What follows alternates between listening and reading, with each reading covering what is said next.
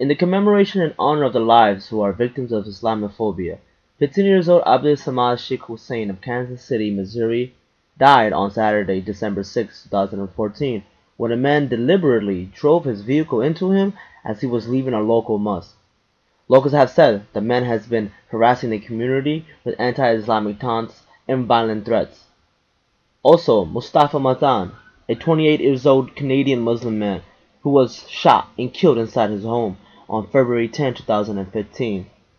And the recent execution-style killing of our three winners, Dia Barak, 23 years old, his wife Yusor Azba Saha, 21 years old, and her sister Razan Abu Saha, 19 years old, who were killed execution-style inside their home on Tuesday, February 11, 2015, in Chapel Hill, North Carolina.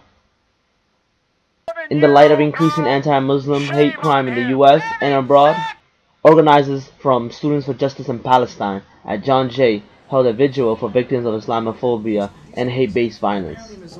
Students gathered during community hours in room 109 to also discuss Islamophobia in our community and highlight the hypocrisy of the media and its role in creating and supporting violence against Muslims, Arabs, and those who are perceived to be Muslims and Arabs.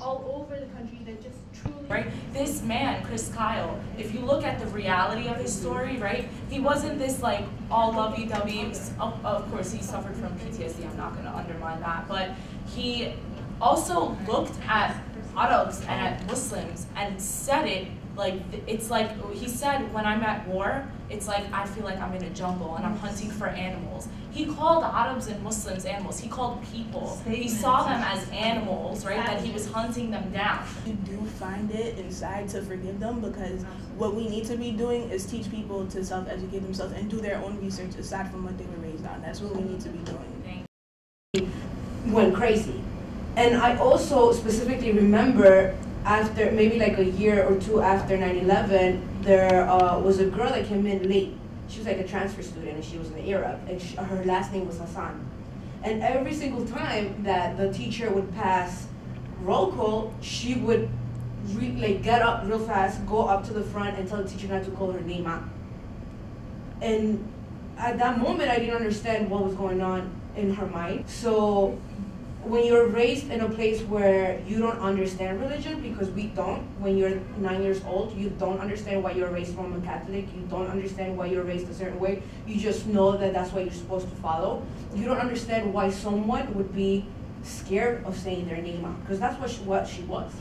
I don't think she was particularly ashamed, but she was afraid of what people were gonna think or what people were gonna do to her at the moment that her last name was what it was. Groups like within us, and I understand how the Islam religion is being affected, because as a Mexican American, we also been treated unequal and unfair within the United States by the Anglos, just like they did with the Trail of Tears Native Americans, and then they went back to the African slaves, and then they attacked the Mexican undocumented immigrants in California, Texas, and I feel like everything is now like, they're focusing more, they're trying to target the Islam, people of Muslim and Islam religion, and I feel like it's just the cycle repeating itself, and I feel like people should know the importance and the difference of Islam and terrorism, because, if say like, oh, his name is Muhammad, someone, name is Muhammad, they'll assume that he's a terrorist.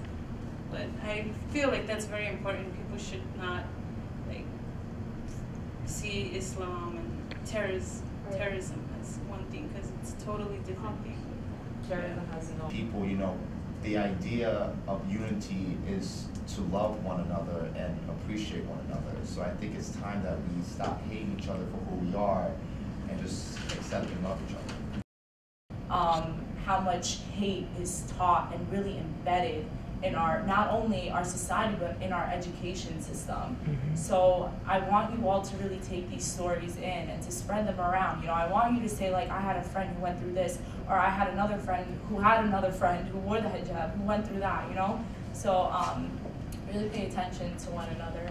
Sorry.